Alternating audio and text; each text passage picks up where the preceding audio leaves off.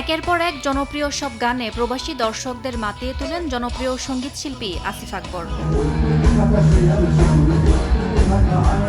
মালদ্বীপের live in কনসার্টে উপস্থিত হন স্থানীয় সময় রাত 9:30টায়। মঞ্চে ওঠার সঙ্গে সঙ্গে উচ্ছ্বাসে ফেটে পড়েন প্রবাসীরা। সবুজের বুকে লাল সে তো উড়বেই চিরকাল তুমুল জনপ্রিয় গানটির মাধ্যমে শুরু করেন বহুল আলোচিত আসিফ আকবর লাইভ ইন মালদ্বীপ।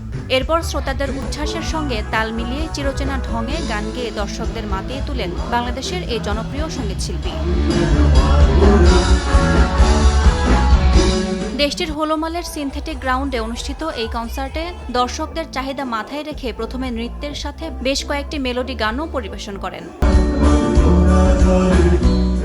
এক পর্যায়ে আসিফ যখন তার আইকনিক ও প্রিয়া তুমি কোথায় গানটি শুরু করেন তখন দর্শকদের উচ্ছ্বাসের মাত্রা বেড়ে যায় কয়েক গুণ।